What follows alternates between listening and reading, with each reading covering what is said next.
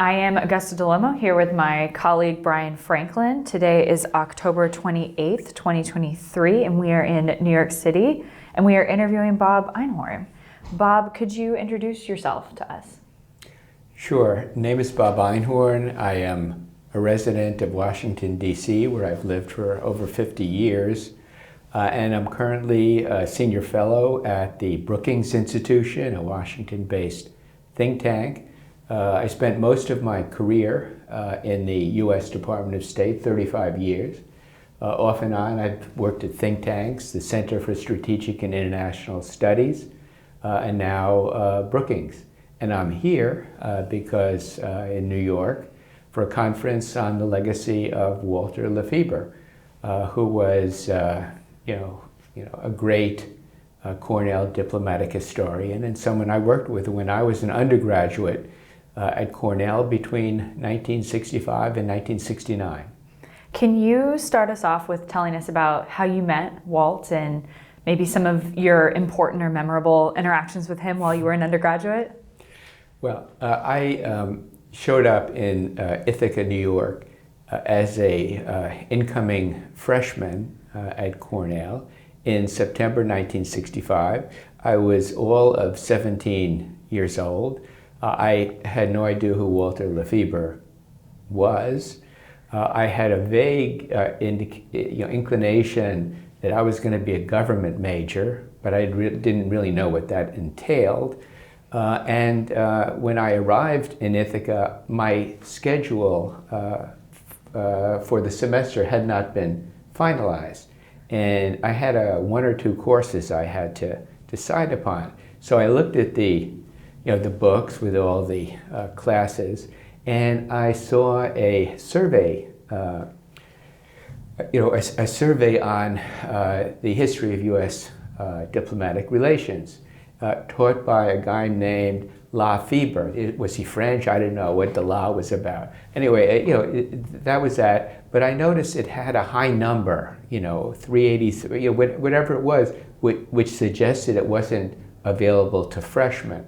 And I did some research, and I found out it wasn't available to freshmen. There were certain prerequisites you had to take in the history department first.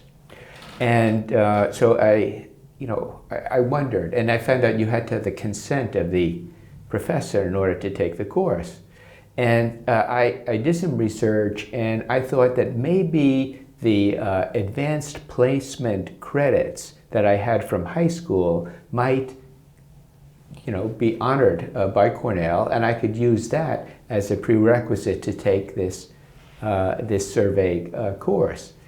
So I looked up where Walter LaFeber's office was, and I just went there. And this was during orientation week as a freshman. And I didn't know, it took me a while. I found the office, and I knocked on the door, and this nice gentleman just said, come on in, and I explained why I was there. He asked me a little bit about my high school history course.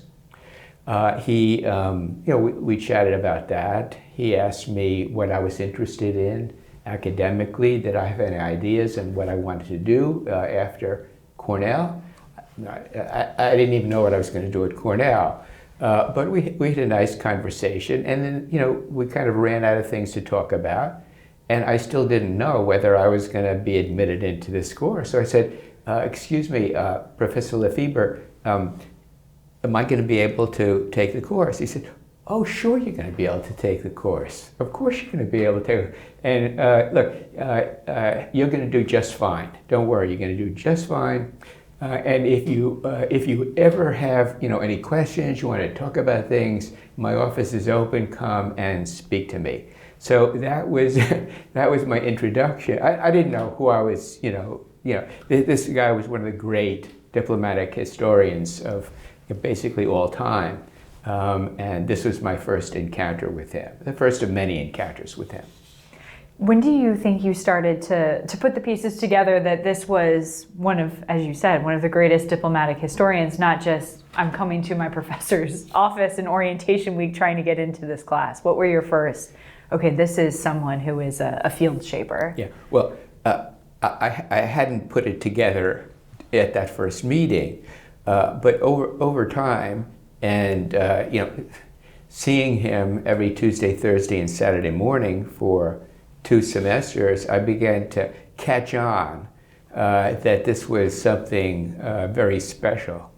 And but it took me years. I mean, I took this wonderful 2-semester course, and then I used that as a prerequisite to get into his upper class seminar as a sophomore.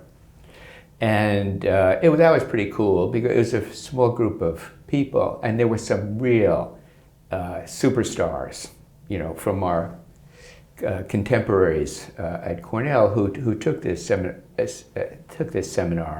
and the interactions were just wonderful.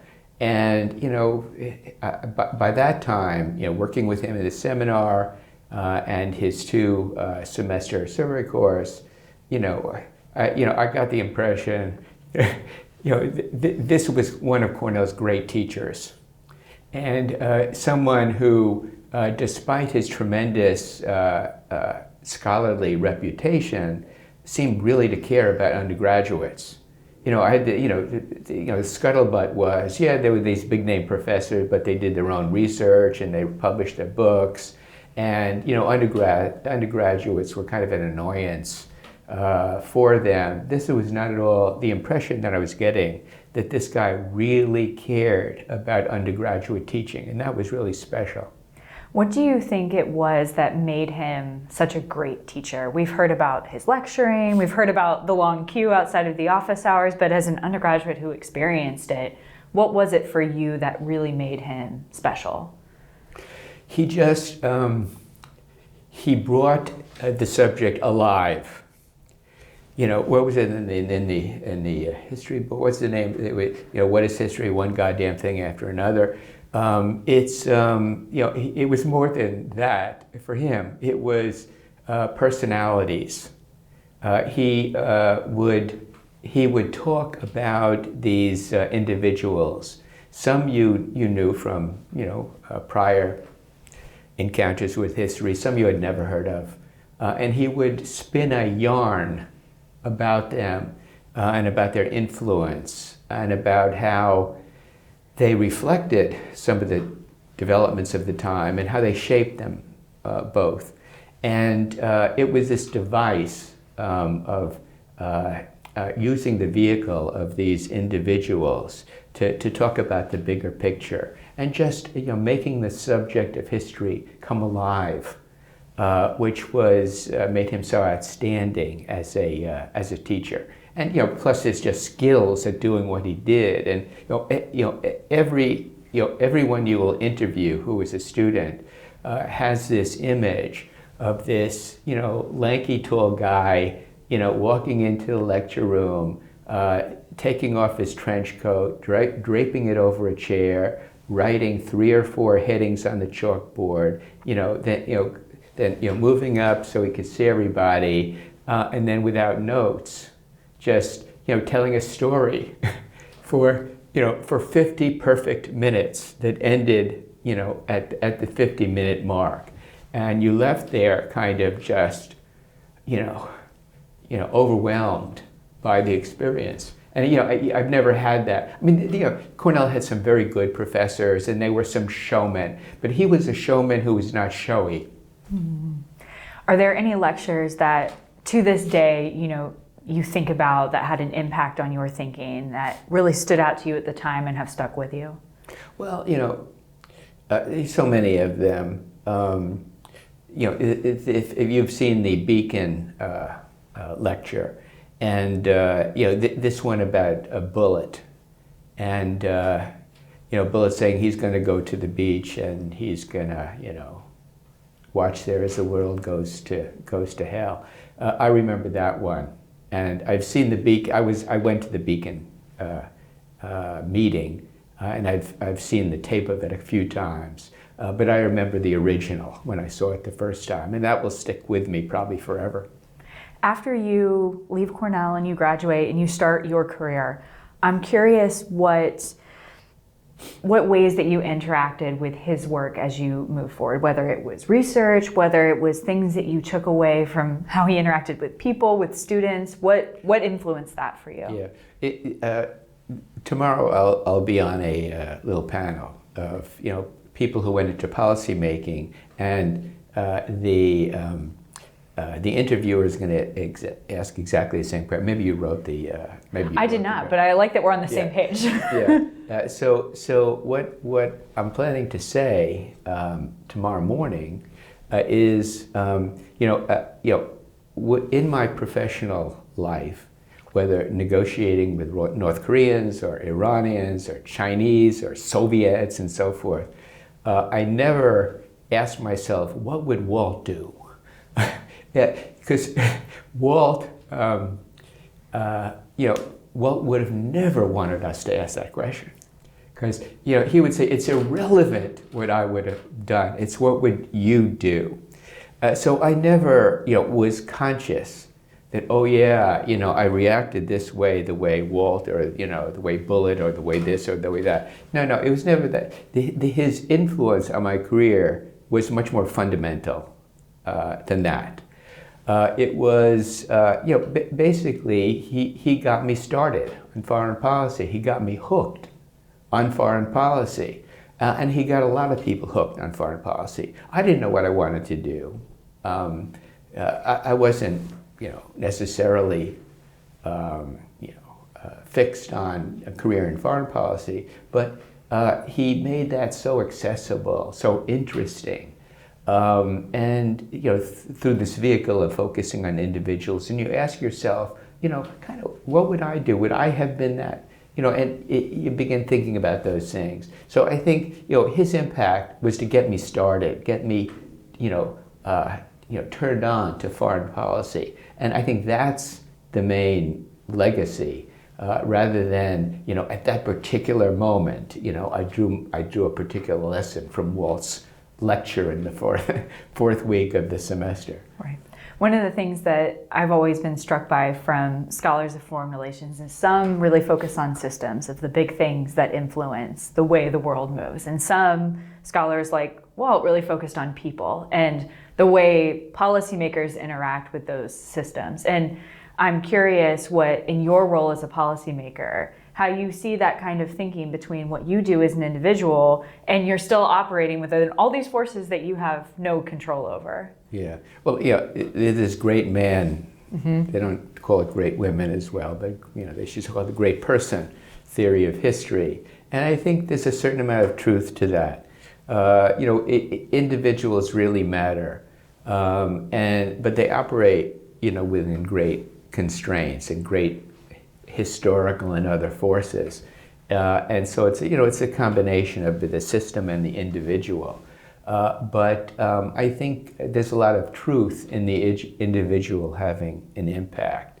I was having a discussion over breakfast with some colleagues, and the impact of the assassination of Yitzhak Rabin in Israel was very important. And there are other, you can imagine a number of turning points based on individuals.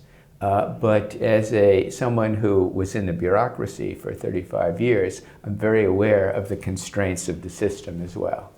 What did your relationship with Walt look like after you left Cornell?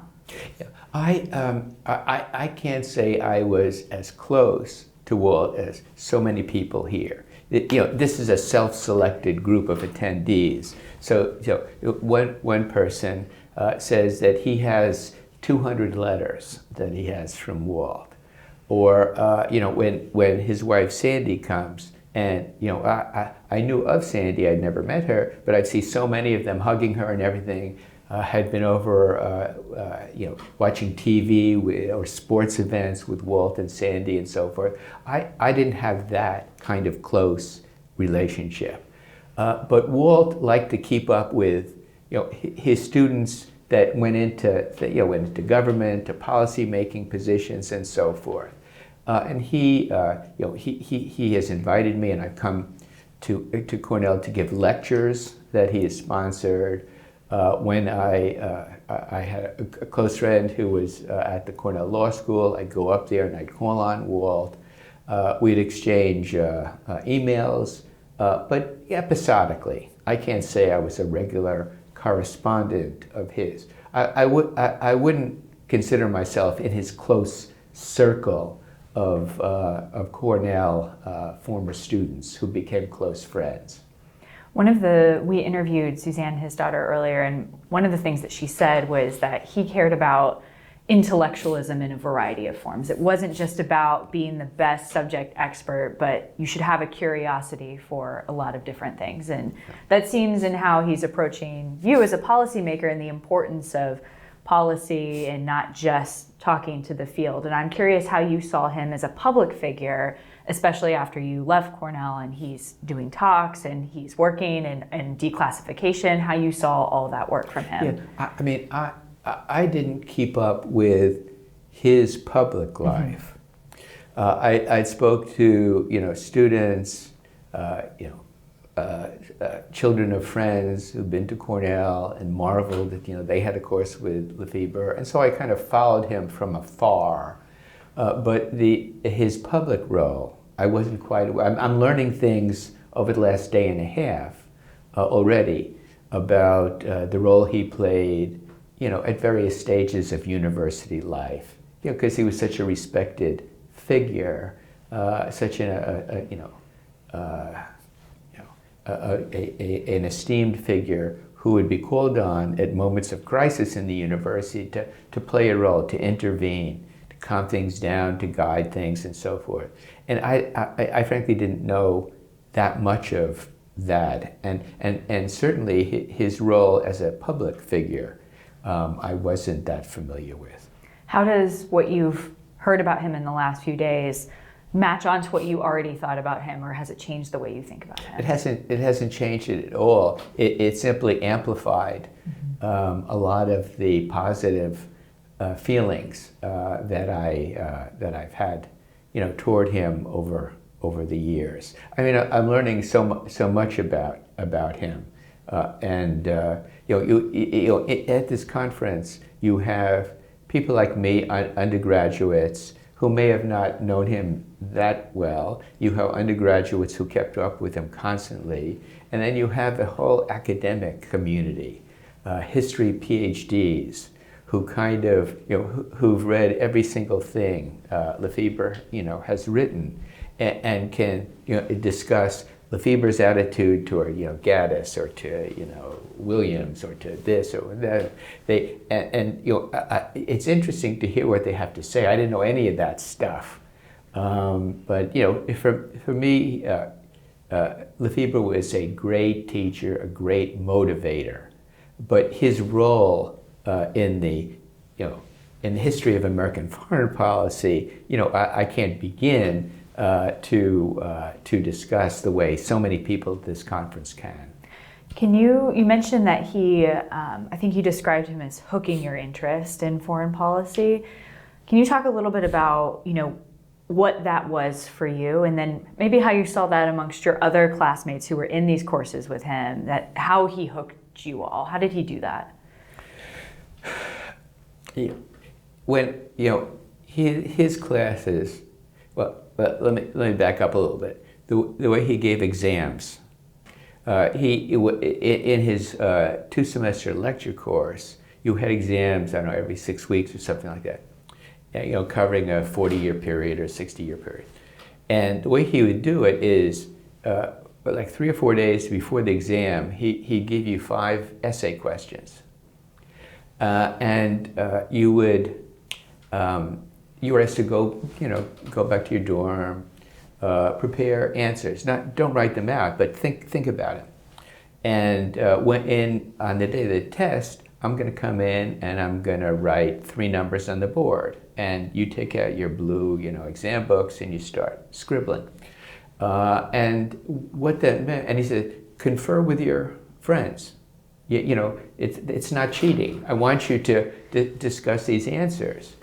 Do more research, confer, and invariably that meant sitting with 6 of my fellow students, all night often, and talking through the answers and how can we demonstrate that and all of this. And of course, I finally understood the purpose of this. It was not to give us grades. It was, he would construct questions that if you looked at them conscientiously and seriously, it would enable you to kind of pull together the whole, 6 weeks or something, and to develop your own thinking about that period. It was a learning experience, but it was a collaborative learning experience. And so even though you had a relationship with the professor on the pedestal, you had a constant relationship with your fellow students. It was a kind of collective effort, and so you got a sense of how your fellow students were also committed to this enterprise, and how they too were getting turned on to this interest in foreign policy. So you did get a sense. You got feedback from others, all the time. It was unlike other lecture courses that I had at Cornell. It's really striking you describing kind of a collective of students working towards this. Yeah. I mean, that's something that instructors dream of being able to accomplish, and very few can. So, I mean, what was it about him that facilitated that? His interest in what you were doing. I went from the lecture course to this seminar that I had, and I forget, there were 12 people, something like that. And it was a much more intimate relationship. And you got much more of an opportunity for feedback, from him on what you were doing. And kind of his enthusiasm for what you were doing, displaying apparently genuine interest in where you were going to come out with your research. I mean, no one ever cared. Where I was going to come out with my, what were my findings, what were they? But he apparently cared, and that was really a motivating factor. When you talk about your policymaking career, and that he would not have wanted you to sit around and think about what he would have wanted. Right. Are there fundamentals in the way people talk about the historical process, or just how you approached information, how you approached collaboration, how you found your voice that you saw developed in his courses that you then used later? Yeah, I mean, just in terms of critical thinking, that should be the purpose of any college education, is to hone these skills at critical thinking. And you saw this on display in the way LaFeber approached his subject matter. When he made his argument, he didn't, he wasn't a flamethrower. His arguments were often very subtle. He showed tolerance for historical figures that he thought didn't do a great job. He was understanding of their faults and so forth.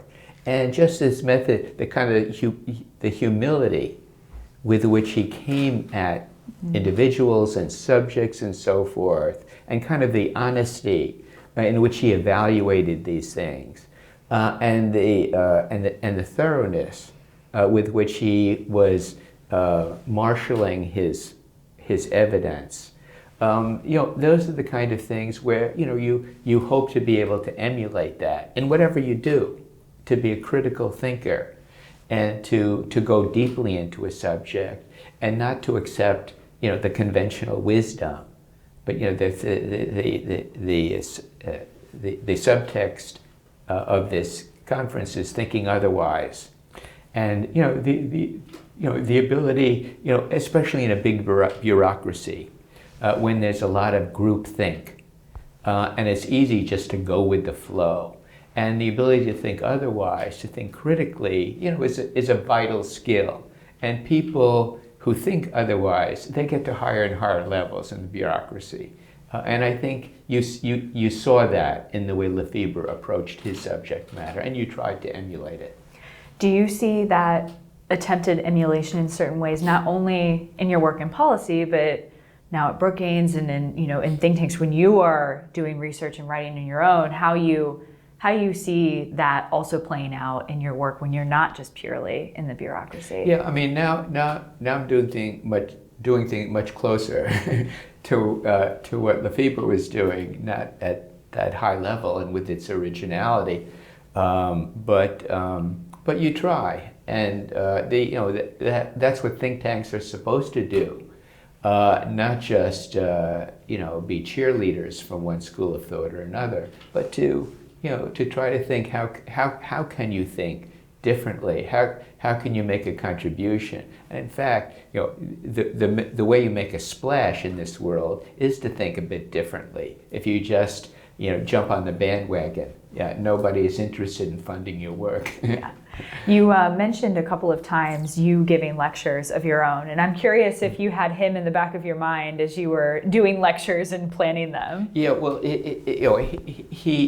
he sets a high standard. Yeah. I don't know if anyone can land it exactly like him. He sets a high standard and very hard. And when I was a younger man and had a better ability to recollect lots of material, I could, I didn't speak off the cuff, but I could think through as a lecture, and with a few headings, I could go through a fairly coherent. Now it's harder and harder, and it makes me marvel all the more for what he was able to do in his lectures. I mean, I don't know if you've ever got to see him. You did. I've seen the recording. I never got to see him in person. Well, it was really extraordinary. He would kind of do his chapter headings and come up, look at the audience, and then he'd just start telling a story. And it was it was in such a storytelling mode. You knew that he was telling a tale, that he was weaving a narrative. And it was so expert, so well thought through. No I don't knows, no hems and haws, nothing. It was just perfect. And so I could never, ever aspire to that. 30 years ago, I couldn't aspire to that. Certainly now, I can't. But I think of that as the gold standard. One of the things that's been really striking hearing people talk about him is this mixture of expertise, as you're describing, and incredibly approachable and also humble in his achievements. And I'm wondering if that's something that has stuck with you now, that maybe at the time it's hard to grasp just how rare that combination is. Yeah, no, it is, especially if you work at senior levels in the U.S. government, it's especially rare. These are people with big egos and arrogant and all the rest of it. And his humility, I think we were discussing this just in a conversation this morning. He took some positions, he challenged some conventional wisdoms. He often seen as a revisionist historian. He challenged conventional wisdoms.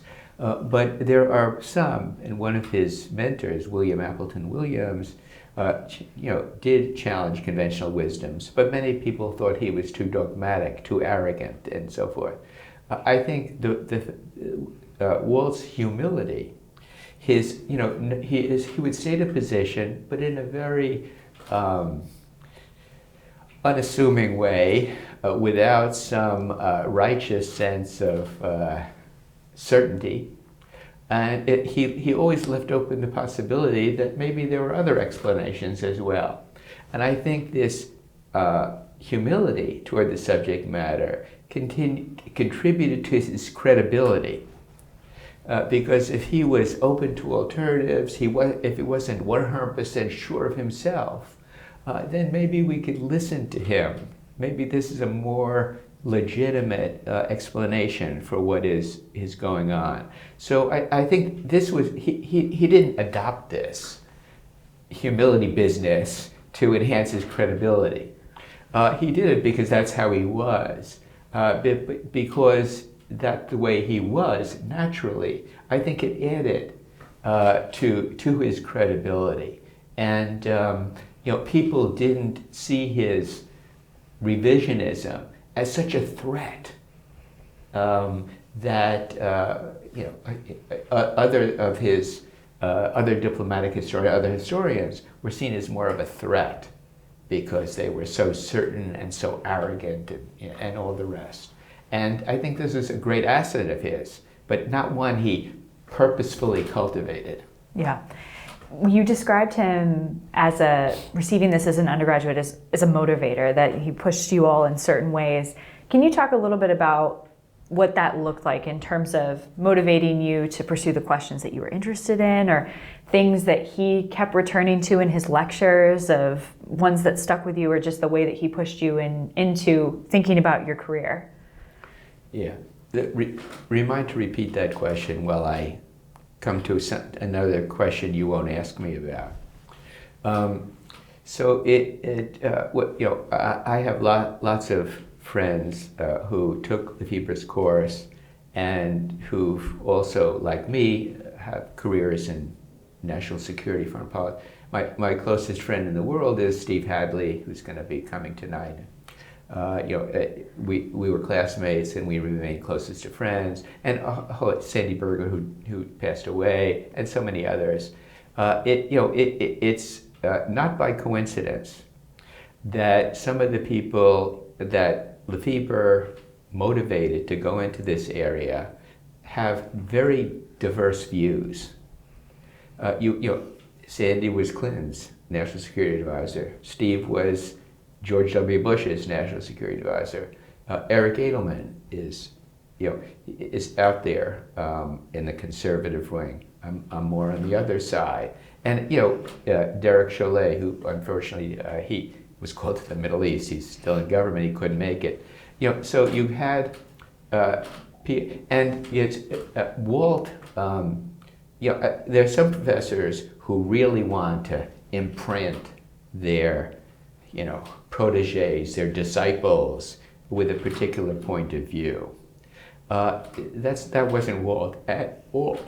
I mean, that was one of the most fascinating things. Walt had strong convictions about things, but he didn't insist on his students replicating his points of view. He did not at all. Quite the opposite.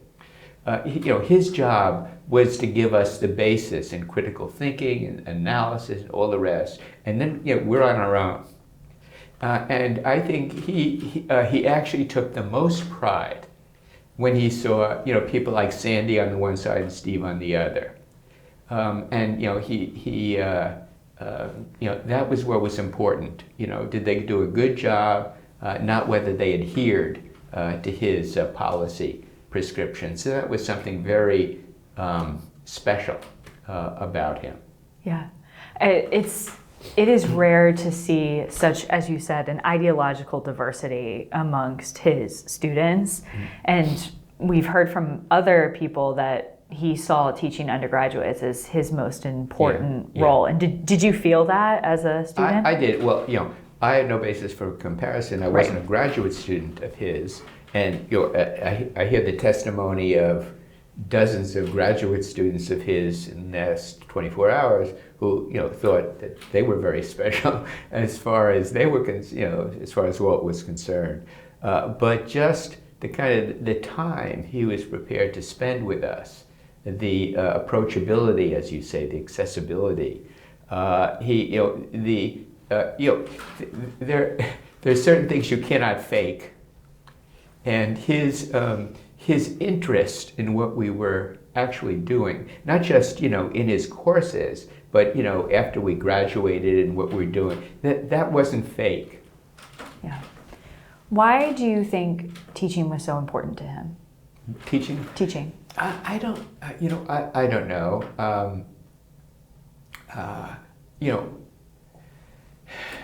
He did his research. He did his publication. I don't know whether that came easy to him or hard to him. It's hard to know from the outside what but that was obviously important. But it's clear from what we can see, what he did, how he behaved, that this was a priority. And I've heard from Cornell administrators the importance Walt was always pushing, undergraduate teaching and teaching, and developing. And he probably, although I don't know this, he probably was a model for others in the history department. The Nike. I want to be like Mike. I think they wanted to be like Walt. With our remaining time, is there anything else that you think it's important for viewers of this to know about him?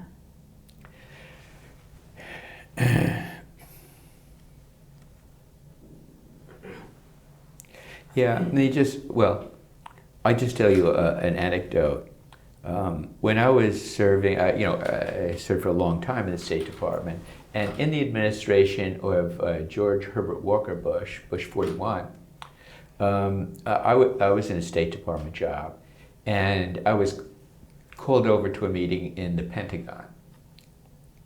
And I vaguely recall being in the office of Paul Wolfowitz, if you know that name, also a Cornell graduate. It was about 8 of us, and I looked around the room, and Frank Fukuyama, Steve, a bunch, and I said, we're all from Cornell. and we're from all Cornell, and most of us took LaFeber's course. And it was just, an indication to me of the impact that Walt had in encouraging people to go into national security and foreign policy matters.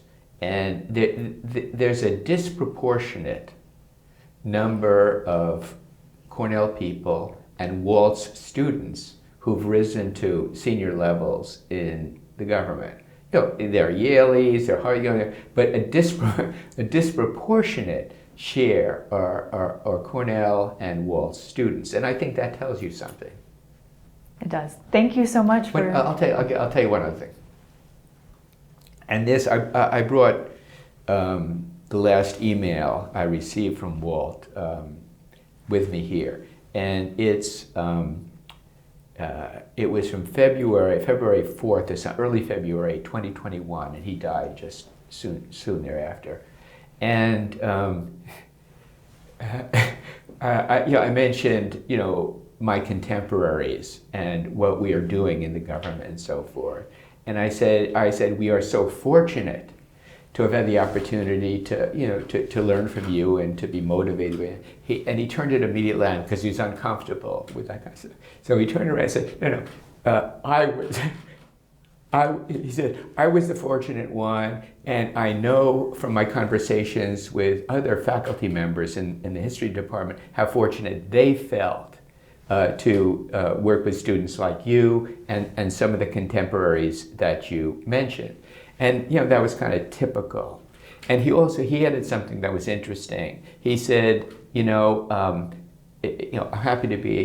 so happy to be at Cornell and to work with Cornell students, because I've always felt that Cornell students, the best of them, were as good or better than any of those in other Ivy League schools. They wanted something to prove. And as for his money, he would prefer to teach Cornell students. That's awesome. Thank you so much. Okay.